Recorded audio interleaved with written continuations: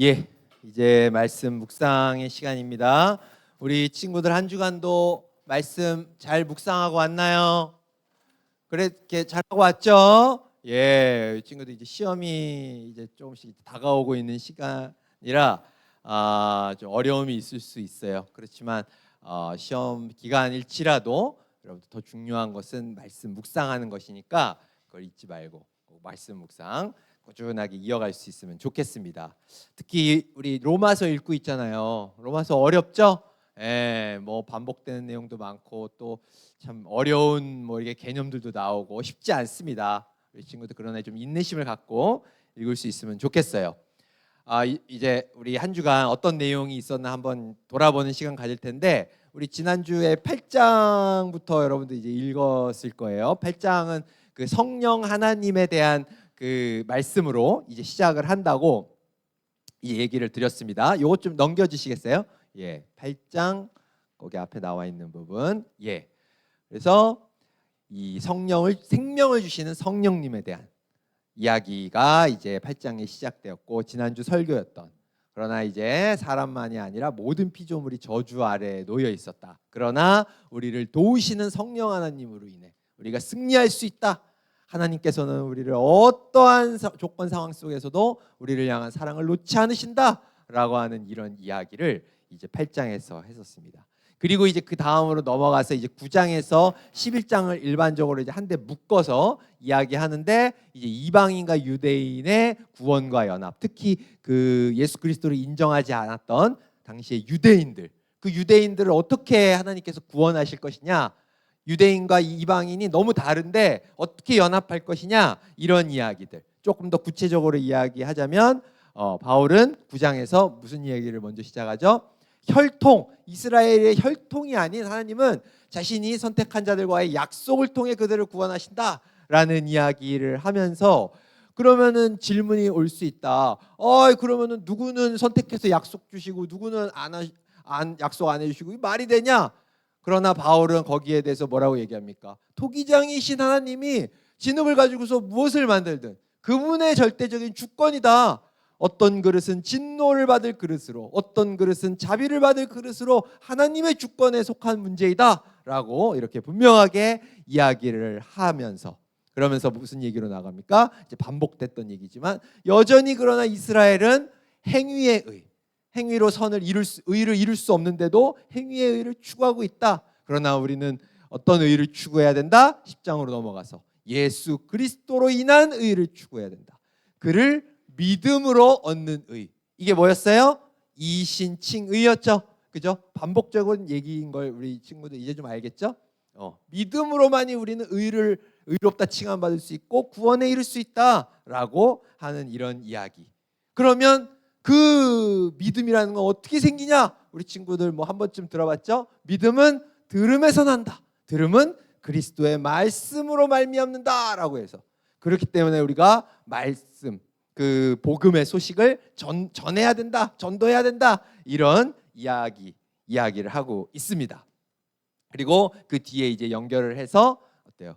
그러나 이스라엘 민족들은 그 그리스도 예수의 소식을 들었는데도 믿지 않고 있구나라고 이렇게 안타까워하면서 그러면서 이제 11장으로 넘어가는 것이죠. 오늘 이제 우리 친구들이 읽게 될 부분이 이 부분이에요.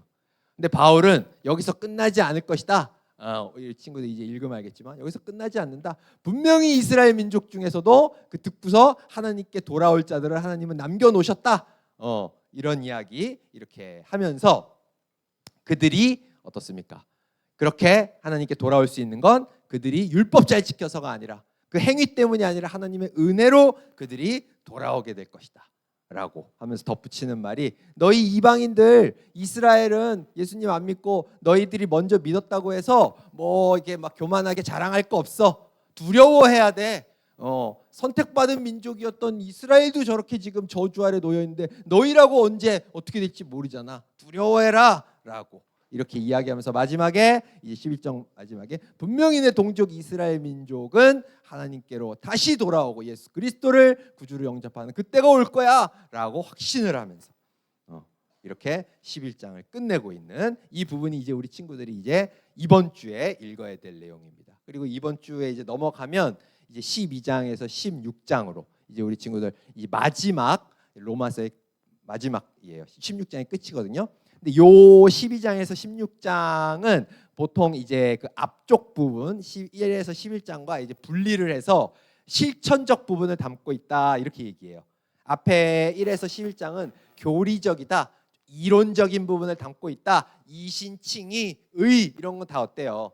좀 교리적, 이론적이잖아요. 그러니까 앞에는 이론편, 뒤에는 실천편. 그리고 요거를 뭐 다른 표현으로 얘기하면 구원받은 이후의 삶은 담고 있다. 앞에는 어떻게 하면 구원받느냐? 이신칭이다. 믿어야 구원받는다. 이거에 대한 얘기였다면 이제 12장부터는 그러면 구원받은 다음에는 어떻게 살아야 되냐? 뭐 예를 들어서 예배는 우리가 어떻게 드려야 되냐? 공동체 생활을 우리가 어떻게 해야 되냐? 이런 실천적인 부분을 담고 있는 내용으로 이제 마지막 뒷부분을 이제 담아내고 있습니다.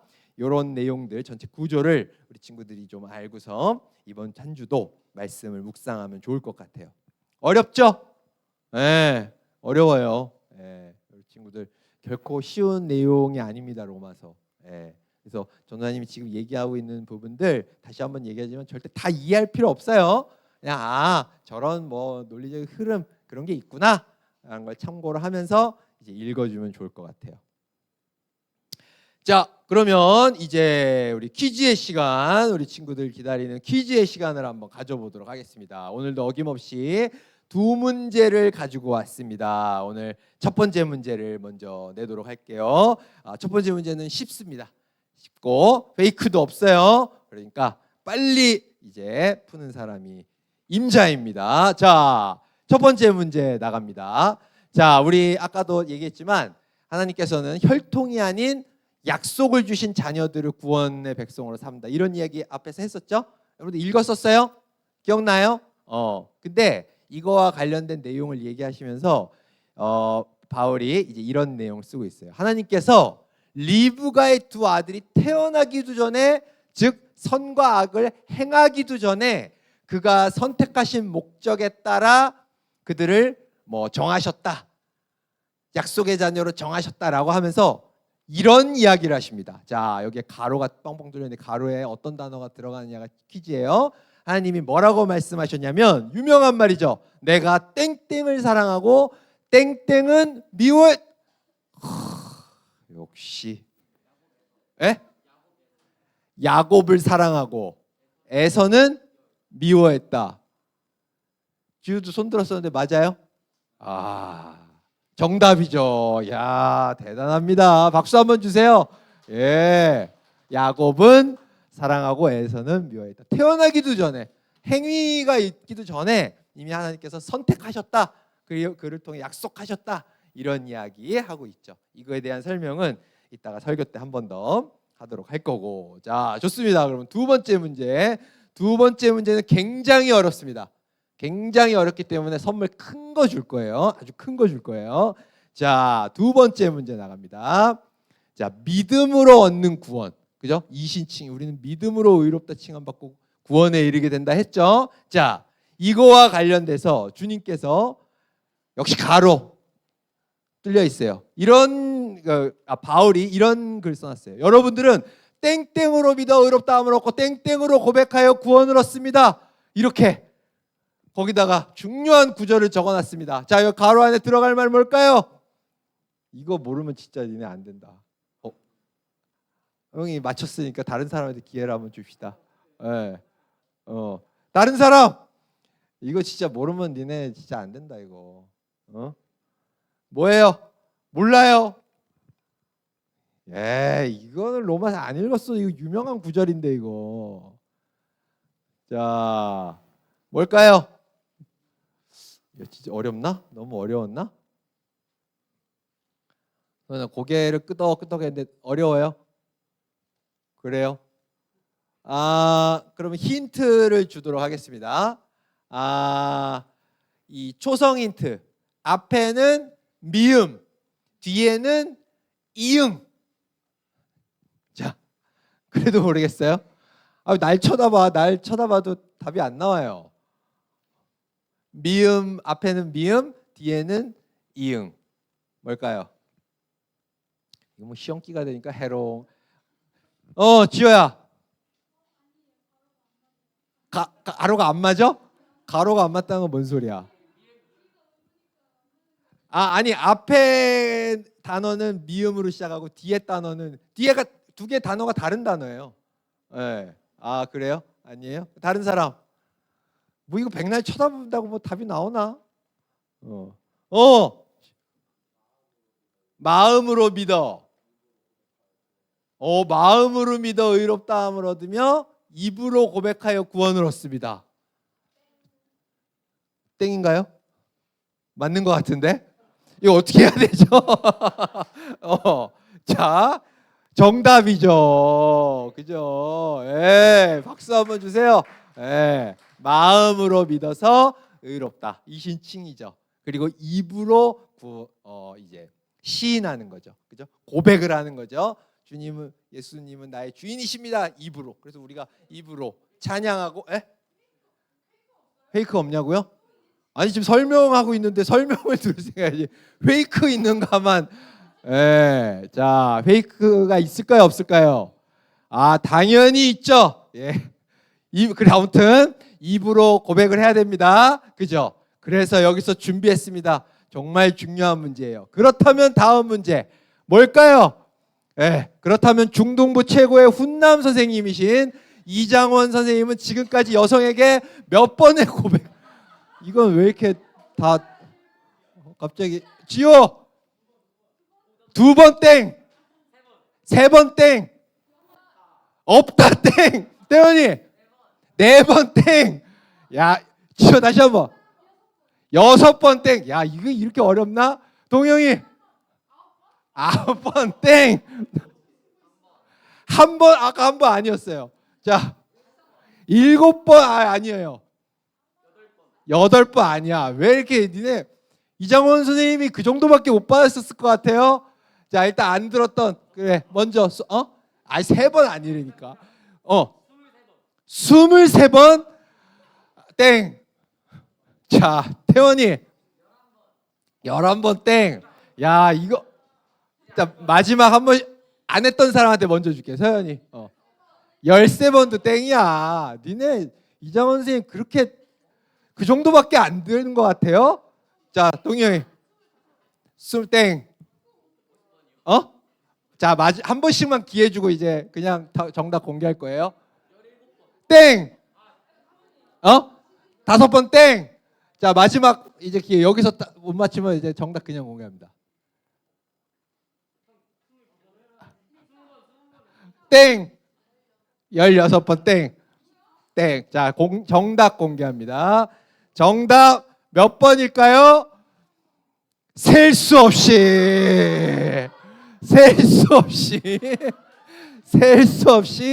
많이 받았다. 너무 많이 받아서 저기서 막 이거 무슨 말도 안 되는 소리냐라고 했는데 이거는 이 증거가 있는 겁니다. 여러분들이 이렇게 동요할까봐 전도사님이 증거를 갖고 왔습니다.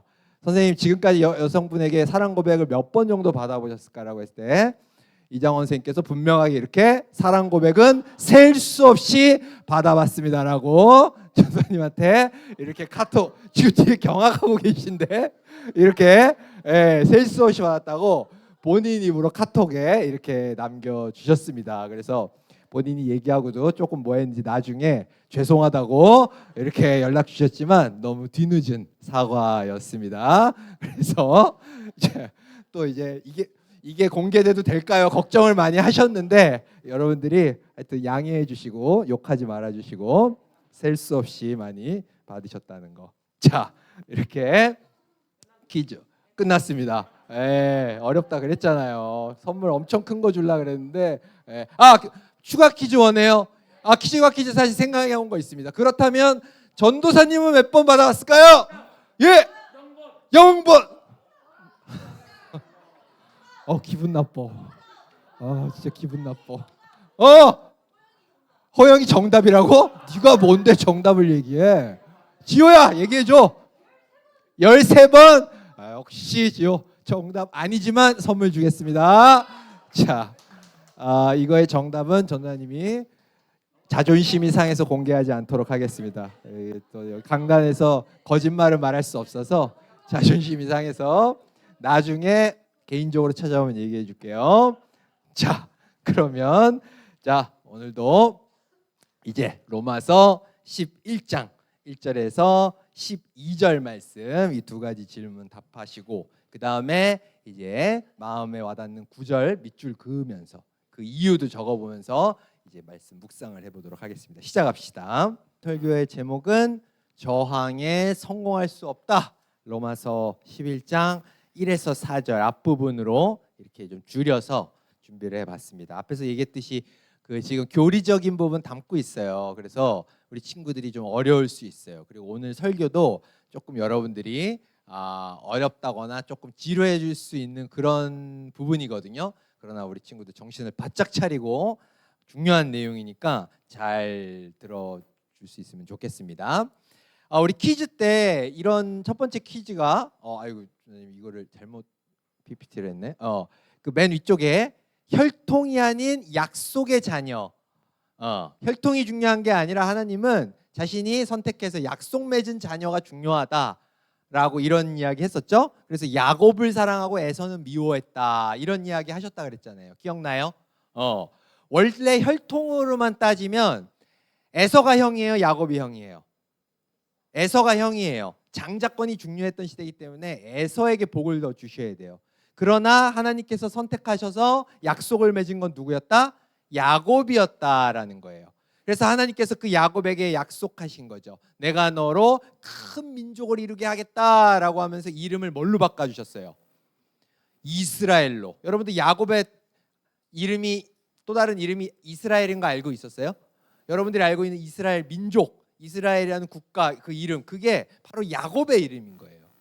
그러니까 그만큼 야곱은 하나님으로부터 큰 사랑을 받은 약속을 받은 그런 사람이었다라는 것이죠. 그래서 여러분들 창세기에 잘 나오는 아브라함, 이삭, 야곱 이 족보로부터 이스라엘 민족이 나오는데 이건 혈통 겉으로 볼 땐 혈통에 따른 것 같지만 혈통이 아니라 뭐예요? 하나님께서 그들 한 명 한 명을 선택하셔서 약속한 것이다. 하나님께서 그들을 선택해 약속하신 이게 중요한 거다라고 바울은 이 로마서를 통해서 이야기를 하고 있다는 것이죠. 근데 문제가 이스라엘 민족은 나중에 이걸 제대로 이해하지 못한 거예요. 하나님의 이러한 섭리를 제대로 이해하지를 못한 거예요. 그래서 맨 위에 보면 이 이스라엘 민족 즉 유대인이죠. 이 유대인들은 이 아브라함과 이삭과 야곱의 이 족보 그 족보에서 우리가 나왔는데 이건 혈통에 따른 거야. 이 아브라함이라고 하는 사람의 후손인 우리 그 피를 이어받은 이 혈통의 족속인 우리이기 때문에 우리는 하나님으로부터 구원을 받는 선택받은 민족이 된 거야 라고 이렇게 생각을 했다는 거예요. 선택받은 민족 줄여서 선민인 거죠. 그래서 그 이스라엘 민족 유대인들은 이 선민의식이라는 말 들어봤죠? 이 선민의식이 굉장히 강해요. 근데 이 선민의식이 너무 강하다 보니까 이들이 어떻게까지 극단적으로 나아갔냐면 여기 적어놨듯이 우리 아브라함의 후손 이삭 야곱의 혈통을 받은 우리 이스라엘만 어떻게 된다? 구원받을 수 있다. 선민은 우리만 구원받을 수 있고 우리 외에 유대인 외에 이방인들 우리도 다 이방인이에요. 그들 입장에선 우리 이방인은 구원받을 수 있다 없다? 없다. 우리는 구원받을 수 없다라고까지 이렇게 생각을 하기에 이르렀다라는 것이죠. 지금까지도 유대인들 중에는 이런 생각을 갖고 있는 사람들이 있어요. 네. 그 바울이 로마서를 쓰던 그 당시에 이런 유대인들 대부분의 유대인들은 이런 생각을 강하게 가지고 있었다라고 하는 것이죠. 근데 거기에서 중대한 사건, 그 당시에 중대한 사건이 일어나게 된 거죠. 어떤 사건이 일어난 거예요? 바로 진짜 구원자 그리스도이신 예수님께서 이 땅에 오신 거예요. 근데 이 결과가 이 유대인들의 생각을 완전히 뒤집어 버리는 결과가 나오게 된 거야. 어떤 일이 벌어졌냐? 정작 구원의 백성, 우리 이스라엘만 구원받을 수 있어라고 생각했던 그 구원의 백성이라고 생각했던 이스라엘은 진짜 구원자이신 예수님을 인정했어, 안 했어? 인정을 안 한 거예요. 예수 네가 무슨 그리스도냐라고 인정을 안 한 거야. 인정 안 한 정도가 아니라 자신을 하나님의 아들이고 너희를 구원하러 온 메시아다라고 얘기하는 그 예수를 어떻게 하셨어요?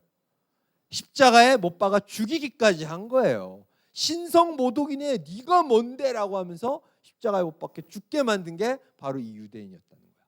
근데 오히려 구원에서 배제됐다라고 생각했던, 유대인들 입장에서 저들에게는 구원이 없어, 저들은 선민이 아니야라고 생각했던 이방인들은 오히려 그 예수님을 그리스도로 받아들이고 인정을 했다라는 거예요. 완전히 반대로 뒤집어진 이런 결과, 이스라엘은 오히려 저주 아래 놓이게 됐고 이방인들은 주님의 복 아래, 주님의 은혜 아래 놓이게 됐다라고 하는 거예요. 이게 바로 이 바울의 당대에 있었던 일들이었다라는 거예요. 그런데 로마서에서 바울은, 특히 오늘 읽은 이 11장 본문에서 바울은 이러한 배경 아래서 무슨 얘기를 하는 거냐? 지금도 유대인들은 예수 그리스도를 못 받고 그를 받아들이고 있지 않고, 그래서 하나님의 저주 아래 놓여 있지만 이게 끝이 아니다라고 얘기를 하고 있는 거예요. 이러한 것이 끝이 아니다라고 이야기를 하면서 1절에 뭐라고 얘기를 하냐? 그러므로 내가 묻겠습니다. 뭐라고 묻냐? 하나님께서 자기 백성을 버리셨습니까? 여기서 자기 백성이 누구예요? 바로 유대인인 거예요. 이스라엘 민족. 하나님이 아브라함 때부터 선택하셨던 그 자기 백성 유대인들을 버리셨습니까? 뭐라고 다시 자답합니까? 절대 그렇지 않습니다. 하나님이 선택하셨던 그 유대인들 하나님은 절대 버리지 않으셨습니다. 라고 이렇게 자문자답을 하고 있다라는 거예요.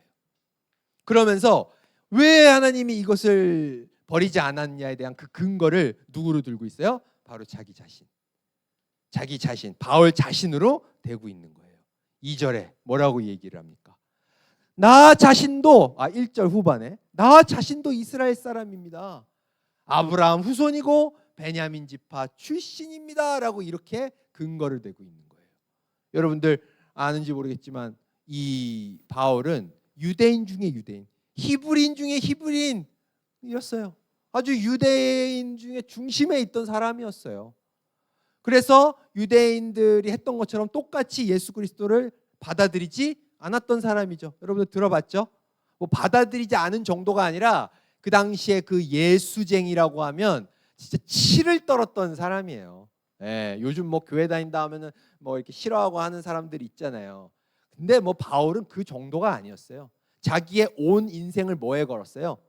예수쟁이들 잡아서 감옥에 쳐넣는 거. 그게 자기의 평생의 사명이다라고 생각했던 사람이 바울이에요. 그래가지고 예수쟁이들 잡을 수 있는 권리를 딱 받아가지고 이제 니네 만나기만 해봐, 내가 가만 안 둔다 해가지고 어때요? 예, 그냥 막 쫓아다녔죠. 스데반 집사가 그 예수 믿는다고 이제 돌에 맞아가지고 죽었잖아요. 그때 그 돌 던지는 사람들을 벗어놓은 옷을 옆에서 지키고 있던 사람이 누구예요? 그게 바울이에요. 그러면서 어때요? 바울이 스데반이 돌 맞아 죽어가는, 피 흘리면서 죽어갈 때 무슨 생각했어요? 넌 죽어도 싼 사람이야. 그 예수라는 이상한 작자 그렇게 막 전하고 다니면서 사람도 혼란스럽게 했기 때문에 넌 죽어도 싸라고 생각했던 게 바로 바울이었어. 근데 그가 어때요? 다마스커스라고 하는 곳에 예수쟁이들 잡으려고 가던 길에 어때요? 누가 그에게 나타나셨어? 예수님이 나타나신 거예요. 그가 마음을 먼저 바꾼 것도 아니고 선한 일을 한 것도 아니었는데 갑자기 예수님이 나타나셔가지고 나는 네가 그 핍박하는 그 예수다라고 하면서 바울을 만나 주신 거예요. 그래가지고 그 길가에서 완전히 인생이 뒤집힌 거예요. 그래가지고 어떻습니까? 자기의 목숨을 내어주며 예수를 전하는 그 예수쟁이가 된 게 바로 이 바울의 삶이었다라는 거예요. 이런 나 바울을 봐라. 하나님이 자기가 선택한 백성인 유대인 절대 버리지 않으신다. 날 봐라. 라고 이렇게 이야기를 하고 있다라는 것이죠. 전도사님도 이 바울만큼 이렇게 뭐 극적인 변화를 겪거나 뭐 그런 거는 아니지만 뭐 상당히 이렇게 좀 극단적으로 회심을 한 경우이기는 해요. 뭐 전도사님 이 설교를 통해 몇 번 이렇게 얘기한 적이 있지만 대학을 가고 하면서 이제 서서히 이제 하나님을 떠났죠. 하나님을 떠난 정도가 아니라 이제 마음에서 완전히 그 신이라는 존재를 이제 부정하고 뭐 예수 그리스도는 뭐 예수라는 사람은 뭐 그냥 이제 훌륭한 사람이었다. 그 이상도 그 이하도 아니다. 뭐 이런 생각을 아주 자기 확신을 가지고 생각을 했던 사람이었어요. 그 당시에 뭐 어느 정도였냐면 전도사님이 이제 교회를 오랫동안 안 다니니까 전도사님 어머니 이제 어머니가 신앙이 좋으신 권사님이셨는데 이제 안타까운 마음에 이제 가끔씩 자주도 안 하셨고 가끔씩 그래도 뭐 교회 이제 가야 되지 않겠니 뭐 이런 얘기들을 하셨었어요. 근데 그때 전도사님이 그런 얘기 들을 때마다 이 속으로 무슨 생각을 했냐면 속으로 생각했어. 겉으로 하면 우리 어머니 이제 충격 받으실까봐 속으로 무슨 생각을 했었냐면 아유 어머니 전도사님이 이제 고등학교 때까지는 교회 열심히 다녔었거든요. 예. 어머니 제가 고등학교 때까지는 아직 어려가지고 그렇게 잘못된 진리에 대해서 이렇게 그냥 어머니 따라서 다니고 했었는데 저는 이제는 진짜 진리가 뭔지 깨달았어요. 저는 이제 꿈에서 깨어났어요. 그래서 다시 거기에 돌아갈 수가 없어요. 라고 스스로 생각을 했어요. 그러면서 뭐라고 막 생각을 스스로 이어갔냐면 제가 공부를 좀 해봐서 아는데 종교라는 건 사람이 진화를 하면서 인간이 진화를 하면서 만들어낸 허상에 불과해요. 진화를 하면서 나약한 인간이 자기의 마음을 보호하려고 만든 거예요. 제가 공부해 보니까 다 나와요. 우리 어머니는 아직도 그걸 깨지 못하고 계시네요. 이렇게 생각을 했었어요. 그리고 여러 가지 종교가 있는데 다 제가 공부를 해보니까 알겠는데 다 장단점이 있고 아주 훌륭한 가르침들이 많아요. 예수의 가르침만 진짜 가르침이라고 하는 건 너무 독단적인 거예요. 어떻게 그렇게 독단적이고 이기적일 수가 있어요? 그건 말이 안 되는 거예요. 그러나 저는 어머니와 우리 가족이 교회 다니는 걸 반대하진 않을 거예요. 왜냐? 내가 공부를 해봐서 아는데 종교 있는 사람들, 종교에 빠져 사는 사람들이 오래 산대요. 내가 통계에서 공부해 봤어요. 그러니까 우리 어머니 장수하시길 원하니까 교회 다니지 말라고 꿈에서 깨어나시라고 내가 말하진 않을 거예요. 그러나 저는 절대 돌아갈 일은 없을 거예요. 라고 그렇게 생각했던 게 전도사님이었어요. 물론 다시 한번 얘기하지만 이렇게 직접 원희한테 말하지는 못했어요. 왜? 충격받으실까 봐. 속으로만 그렇게 생각했었어요. 그런데 그랬던 제가 어때요? 여러분들의 앞에서 이렇게 복음을 전하고 있어요. 전도사가 돼서 예수 그리스도를 위해 이렇게 복음을 전하는 사람이 돼 있습니다. 그 중간에 무슨 일이 벌어졌느냐 구구절절 이야기할 수 있지만 그건 중요하지 않습니다. 그건 전혀 중요하지 않아요. 나에게 무슨 일이 있었고 그건 중요하지 않아요.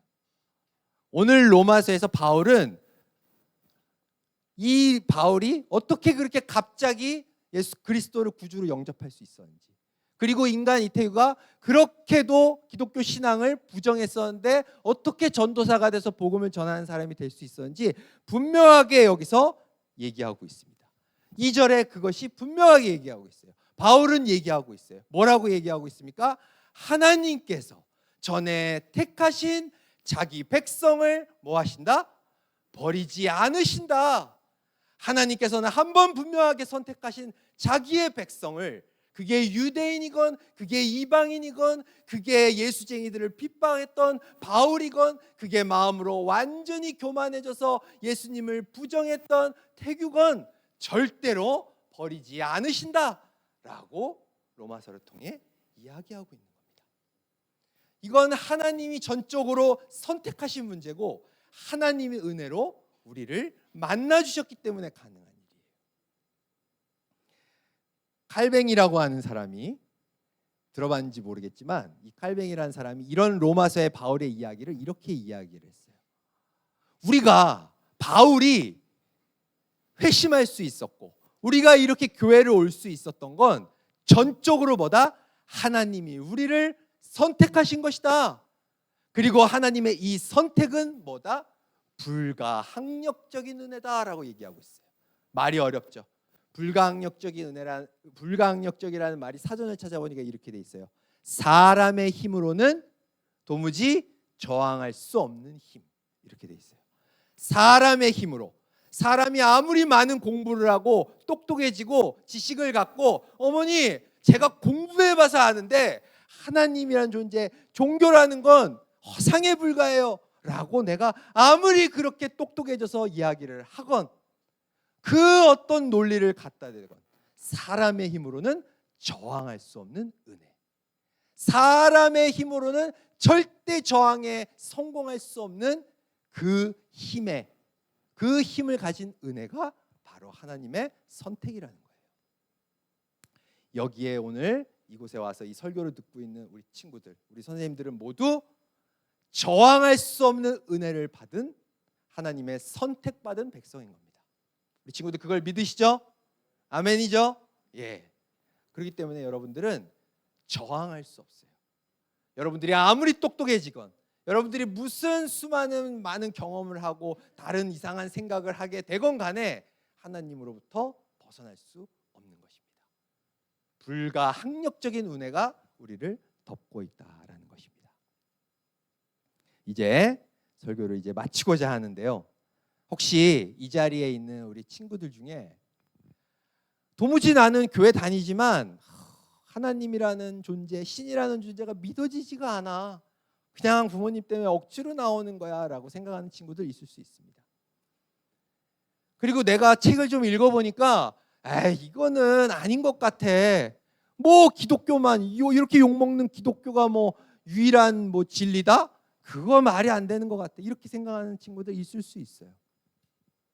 그리고 또 혹은 안타깝게도 교회에서 상처를 받아서 혹은 교회 다니는 뭐 부모님이 됐건 주변의 사람들 누군가의 어떤 그런 나쁜 행실을 보고서 기독교의 그 신앙에 실망을 해서 그래서 도무지 기독교 신앙 예수 그리스도가 믿어지지 않고 받아들여지지 않고 멀리하고 싶고 이런 사람들 이런 친구들 이 자리에 분명히 있을 수 있어요.